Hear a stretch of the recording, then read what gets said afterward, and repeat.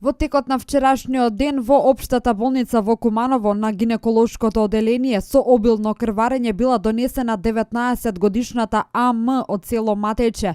По извршениот преглед од гинеколог е утврдено дека истата се породила во период од 24 часа.